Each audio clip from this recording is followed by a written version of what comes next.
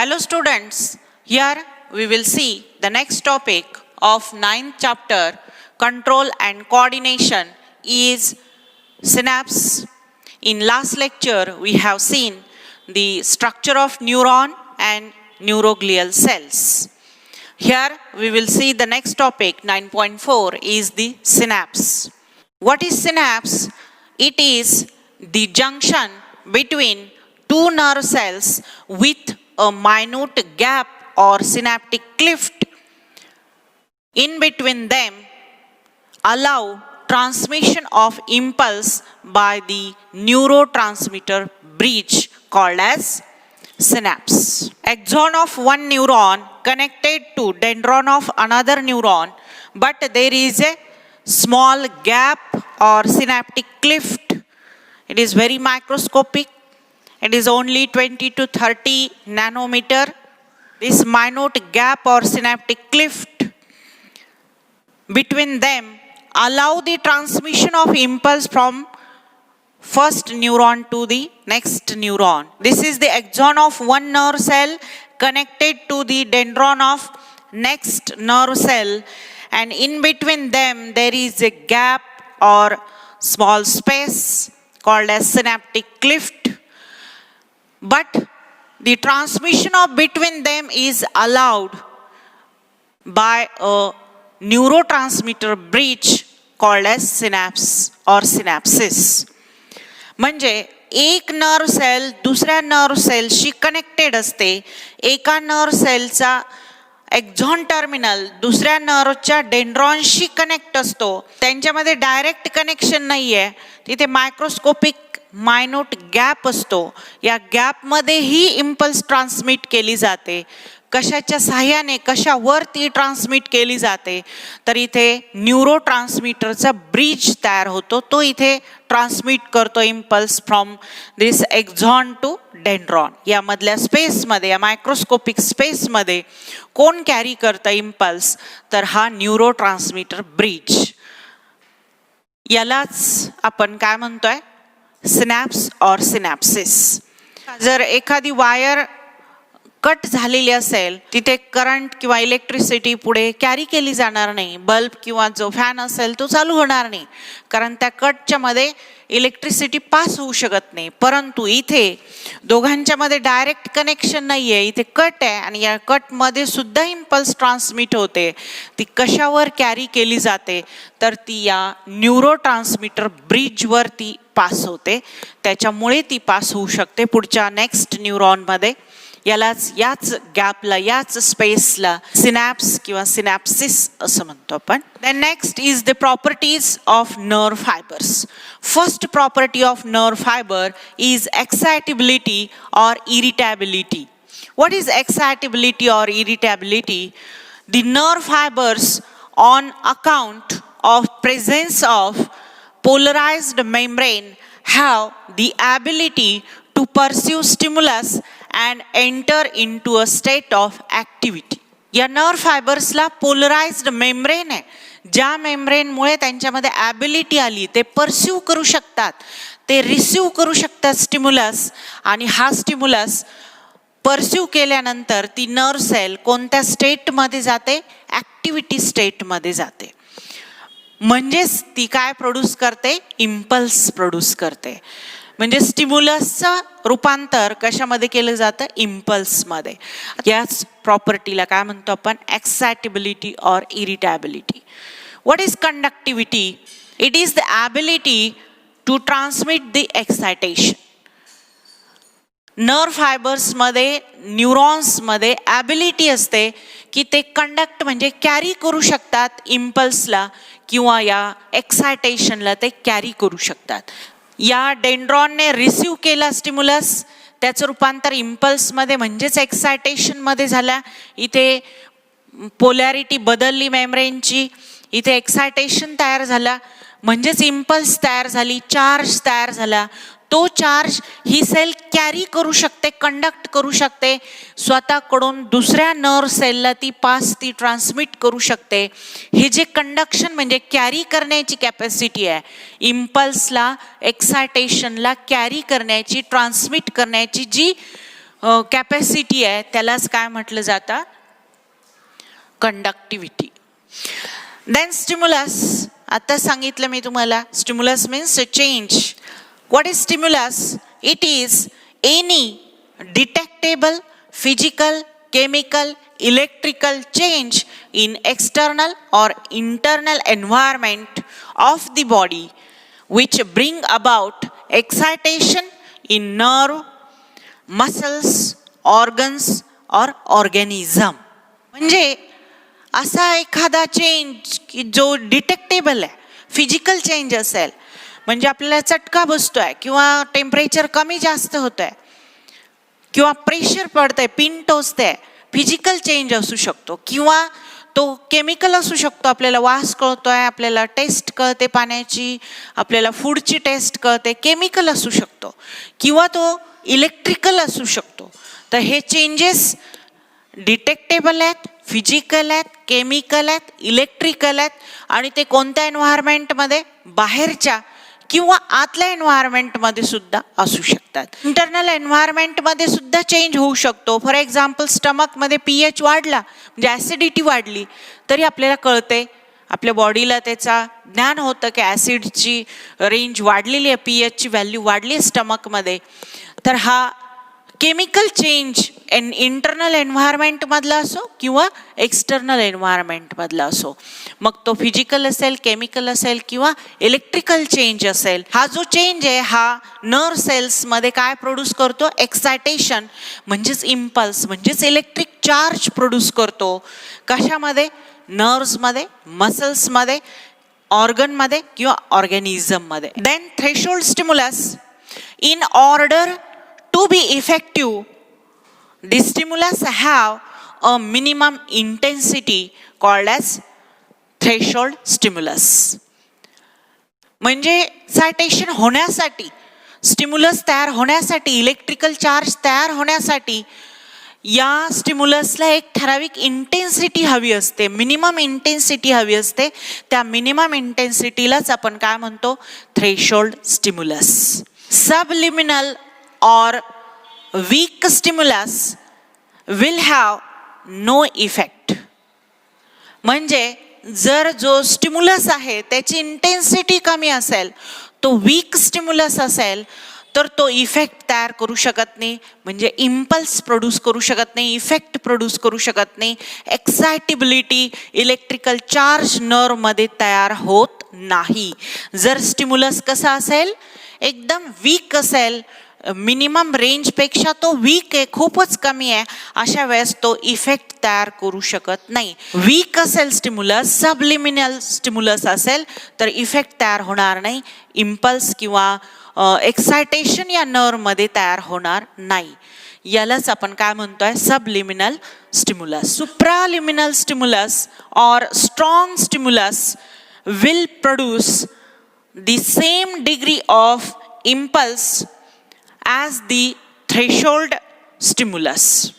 External किंवा internal एन्व्हायरमेंटमध्ये हा जो होणारा केमिकल, फिजिकल किंवा इलेक्ट्रिकल चेंज आहे, हा जर चेंज हाय लेवलचा असेल, याची इंटेन्सिटी जर हाय आहे, तर हा इफेक्ट प्रोड्यूस करतो. इथे इम्पल्स तयार करू शकतो, एक्सायटेबिलिटी नर्वमध्ये तयार करू शकतो. कितीची तयार करतो तो, जेवढी इंटेन्सिटी थ्रेशोल्ड स्टिम्युलसची असेल तेवढीच इम्पल्सची सुद्धा इंटेन्सिटी तयार होते. म्हणजे जेवढ्या वोल्टचा स्टिम्युलस असेल तेवढ्याच व्होल्टेजची काय तयार होते, इम्पल्स तयार होते, सेम वोल्टची इम्पल्स तयार होते. त्यालाच काय म्हणतो आपण, supraliminal stimulus or strong stimulus. Then next property is the summation effect. A single subliminal stimulus will have no effect. आत्ताच पाहिलं आपण, जर वीक असेल स्टिम्युलस तर काय प्रोड्यूस करू शकत नाही, या नर्वमध्ये इम्पल्स प्रोड्यूस करू शकत नाही, एक्सायटेशन, ॲक्टिव्हिटी करू शकत नाही, इरिटेबिलिटी तयार होत नाही, इम्पल्स तयार होत नाही या नर्व सेलमध्ये. But such weak stimulus are given in quick succession, they may produce an impulse due to addition or summation effect. परंतु जर हे जे वीक स्टिम्युलस आहे हे जर क्विकली सक्सेशन मध्ये दिले जात असतील, म्हणजे एकानंतर एक कंटिन्युअसली वीक स्टिम्युलस दिला जात असेल क्विक सक्सेशन मध्ये, म्हणजे अजिबात टाइम इंटरवल नाहीये, एकानंतर एक हा स्टिम्युलस लगेच वीक असेल. बघा हा जो स्टिम्युलस आहे हा सबलिमिनल स्टिम्युलस आहे, म्हणजे वीक स्टिम्युलस आहे. वीक स्टिम्युलस पाहिला आपण काय प्रोड्यूस करू शकत नाही, no effect, no impulse, right, no excitation. परंतु स्टिम्युलस एकामागे एक पाठवला गेला या सेलकडे, नर्व सेलकडे, विदाउट इंटरवलचा, नो टाइम पिरियडचा, एकामागे क्विक सक्सेशन मध्ये एकामागे एक जर याला दिला गेला, या नर्वला वीक स्टिम्युलसच एकामागे एक दिला गेला, तर तो वीक असून सुद्धा काय प्रोड्यूस करू शकतो, इम्पल्स प्रोड्यूस करू शकतो. यालाच काय म्हणतो आपण, ॲडिशन और समेशन इफेक्ट. वीक स्टिम्युलस असून सुद्धा ते इम्पल्स प्रोड्यूस करू शकतात, कारण ते एकानंतर एक पाठवले गेले, त्याचं ॲडिशन होत गेला, म्हणून इथे हे एक्साइटेबिलिटी प्रोड्यूस करू शकतात, इथे इम्पल्स तयार करू शकतात ह्या nerves. Next property is all or none law. All or none law याच्या नावातच सर्व काय. The nerve will either conduct the impulse along its entire length or will not at all conduct the impulse in case of subliminal or weak stimulus. आत्ताच पाहिलं आपण, subliminal जर stimulus असेल, subliminal म्हणजेच वीक स्टिम्युलस असेल, जर तो दिला गेला नर्व सेलला, तर तो काय प्रोड्यूस करू शकत नाही, एक्सायटेशन म्हणजेच इम्पल्स प्रोड्यूस करू शकत नाही. एक तर दोनच कंडिशन असतात, एक तर पूर्ण लेंथभर हे कॅरी करतात इम्पल्स किंवा कॅरीच करत नाही, दोनच प्रकार असू शकतात. याला म्हटलं जातं all or none law. The nerve will either conduct the impulse along its entire length, म्हणजे पूर्ण लेंथ भर ही इम्पल्स कॅरी केली जाते, कंडक्ट केली जाते न्यूरॉनवर, किंवा will not at all conduct the impulse, किंवा ती कंडक्टच केली जात नाही. कोणत्या केसमध्ये, फॉर एक्झाम्पल वीक स्टिम्युलसच्या केसमध्ये किंवा subliminal स्टिम्युलसमध्ये. Then next property is refractory period. What is refractory period? It is the time interval of about only milliseconds during which nerve fails to respond to a second stimulus, however strong it is. या डेंड्रॉनला stimulus मिळाला, तो इथे pass केला सायटॉनवर, सायटॉनवरून आता तो रनवीड्स नोडवर pass होतोय, एक्झॉनचे terminal, आणि मग पुढच्या नर्व्सला दिलं जाणार आहे. इथे मध्ये गॅप आहे, या गॅपमधून तो पुढे पास केलं जाणार आहे. ही इम्पल्स कॅरी होते, पुढे कॅरी होते, परंतु कॅरी होता वेळेस एक मिली सेकंडचा गॅप असतो, आणि जर तो गॅप नसेल दोन इम्पल्समध्ये, इथून जी पाठवलेली इम्पल्स आहे आणि लगेच त्याच्या मागे दुसरी इम्पल्स गेली, यांच्यामध्ये जर टाइम इंटरवल नसेल, अगदी मिली सेकंडचा टाइम इंटरवल असतो, आणि जर तो टाइम इंटरवल नसेल इथे, तर तो स्ट्रॉंग जरी असला स्टिम्युलस तरी पण तो पुढे पास केला जात नाही, तो कॅरी केला जात नाही. म्हणजे गॅप, रिफ्रॅक्टरी पिरियड किती महत्वाचा आहे बघा. या दोन नर्व्स मध्ये गॅप असतो, सिनॅप्स, आणि या सिनॅप्स मध्ये न्यूरो ट्रान्समीटर सिक्रेट होतात. हे न्यूरो ट्रान्समीटर एकदा एकच इम्पल्स कॅरी करतात, मग त्यांना डिस्ट्रॉय करावं लागतं एन्झाईमच्या सहाय्याने. ॲसिटिल कोलिन नावाचे हे न्यूरो ट्रान्समीटर असतात, आणि यांना डिस्ट्रॉय करण्यासाठी एन्झाईम तयार होतो कोलिन इस्ट्रेज नावाचा, तो यांना डिस्ट्रॉय करतो काही मिली सेकंड मध्ये. आणि जर का तो इथे टाइम मिळाला नाही त्यांना डिस्ट्रॉय करण्यासाठी न्यूरो ट्रान्समीटरला, तर पुढचा कितीही स्ट्रॉंग स्टिम्युलस असू द्या तरी तो कॅरी केला जाणार नाही. म्हणजे रिफ्रॅक्टरी पिरियड किती महत्वाचा आहे बघा. दोन स्टिम्युलसच्या मध्ये मिली सेकंडचा गॅप हवा, आणि तरच तो पुढची इम्पल्स प्रोड्यूस करू शकतो. म्हणजे एका नर्ववर एकच इम्पल्स एका वेळेस कॅरी होते, ती इथं गेली, ते न्यूरो ट्रान्समीटर तयार झाले, पुढच्याला दिली, हे न्यूरो ट्रान्समीटर डिस्ट्रॉय होईपर्यंतचा जो टाइम इंटरवल असतो त्यालाच रिफ्रॅक्टरी पिरियड म्हणतात. इथे तो जर नसेल तर पुढचा कितीही स्ट्रॉंग इम्पल्स येऊ द्या इकडून, ती पुढे पास केली जाणार नाही. Then next property is synaptic delay. The impulse requires 0.3 to 0.5 millisecond to cross the synapse. या न्यूरॉन्सवर जी इम्पल्स कॅरी होते ती या एक्झॉनवर कॅरी होते, टर्मिनल्स पर्यंत जाते आणि हे टर्मिनल पुढच्या डेंड्रॉनला जोडलेले आहेत. इथे गॅप आहे ज्याला आपण म्हणतो सिनॅप्सिस किंवा सिनॅप्स. या गॅपमध्ये क्रॉस होण्यासाठी इकडून इम्पल्स इकडे दुसऱ्या या न्यूरॉनवरून पुढच्या न्यूरॉनवर जाण्यासाठी जो टाइम पिरियड लागतो तो असतो 0.3 to 0.5 मिलीसेकंड. हा सिनॅप्स क्रॉस करण्यासाठी जो वेळ लागतो तो असतो 0.3 to 0.5 सेकंड. यालाच म्हणतात synaptic delay. The next property is synaptic fatigue.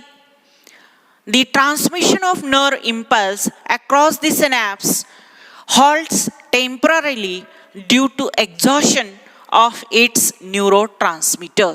एका नर्व फायबर कडून दुसऱ्या नर्व फायबरला इम्पल्स देता वेळेस इथे मध्ये जो सिनॅप्स आहे, दोघांच्या मध्ये गॅप आहे, याचा एक्झॉन आणि याचा डेंड्रॉन यांच्यामध्ये डायरेक्ट कनेक्शन नाहीये, मध्ये स्पेस आहे, मध्ये गॅप आहे.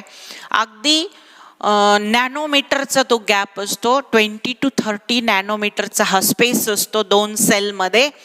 या गॅपमध्ये ही जी इम्पल्स असते ही टेम्पररी हॉल्ट करते, म्हणजे थोडक्यात थांबते थोड्या वेळासाठी.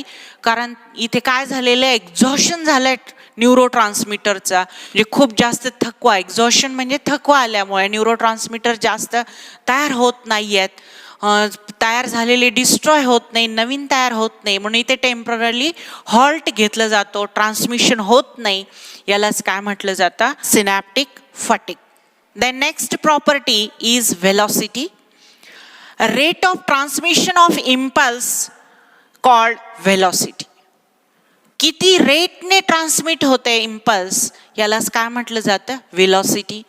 कोणामध्ये ती लो रेटने ट्रान्समिट होते, कोणामध्ये ती हाय रेटने ट्रान्समिट होते. नर्व फायबर्स कुठे आहेत, लोकेशन कुठे आहे, कोणत्या प्रकारचा इम्पल्स आहे, कोणाला लवकर पाठवायला पाहिजे ब्रेनकडे, कोणाला उशिरा पाठवायला पाहिजे, कोणते लोकेशन आहे, नीड कशी आहे बॉडीची, लवकर पाठवायची गरज आहे का, याच्यावर डिपेंड असतो rate of transmission of impulse. म्हणजे किती स्पीडने ट्रान्समिशन होत आहे इम्पल्सचा, त्याला काय म्हटलं जातं, velocity. Rate of transmission of impulse is higher in long and thick nerves. Higher rate असतो ट्रान्समिशनचा, फास्ट पुढे जातात. कोणत्या नर्वमध्ये, जी नर्व कशी असेल, थिक असेल आणि लॉंग असेल, त्या नर्वमध्ये रेट कसं असतो, इम्पल्सच्या ट्रान्समिशनचा हाय रेट असतो. As well as rate of transmission of impulse is higher in homeotherms than that of poikilotherms. Poikilotherms means cold blooded, homeotherms means warm blooded. Poikilotherms, for example, which classes? Pisces, Amphibia, Reptilia are poikilotherms, and aves and mammals are homeotherms. Means in homeotherms, means in birds and mammals, the rate of transmission of impulse is higher than that of poikilotherms. Means in fish, in amphibia, in reptilia, it is lower. Rate of transmission of impulse is higher in voluntary nerve fiber than that of autonomous or involuntary nerve fibers. The nerve fibers which is connected to vital organs like stomach, intestine, heart, lungs, etc. These nerve fibers are called as involuntary, and the nerve fiber which is connected to muscles and bones, joints are called as voluntary nerve fibers. The actions are of two types, voluntary and involuntary. Voluntary actions like our hand movement is on our willpower, means biceps contract and triceps relax. folding of hand because of biceps contract, strengthening of hand because of triceps contract. Means this bicep contraction and tricep contraction is on our willpower. Means action, this muscular movement is voluntary, and movement takes place in stomach, in intestine. These are involuntary actions. Or movement in heart, movement in lungs, all are involuntary, which is not controlled under willpower. Means the nerves connected to vital organ are called as involuntary, and the nerve connected to striated muscles called as voluntary nerve fibers. Voluntary nerve fibres असतील तर त्यांच्यामध्ये जो हा velocity आहे ती high असते, किंवा rate of transmission of इम्पल्सचा रेट कसा असतो, हायर असतो than that of autonomic or involuntary. Rate of transmission of impulse is higher in modulated nerve fiber than that of non-modulated nerve fiber. Already आपण पाहिलेलं आहे, nerve फायबर्सच्या बाहेरून जर मिड्युलेटेड शीत असेल तर आपण त्यांना मिड्युलेटेड नर्व फायबर म्हणतो, आणि जर शीत नसेल तर नॉन मिड्युलेटेड नर्व फायबर म्हणतो. तर या मिड्युलेटेड नर्व फायबरमध्ये हाय रेट असतो वेलॉसिटीचा, किंवा इम्पल्स कॅरी करण्याचा जो रेट आहे तो या मिड्युलेटेड नर्व फायबरमध्ये हाय असतो than that of non medullated nerve fibres. Thank you.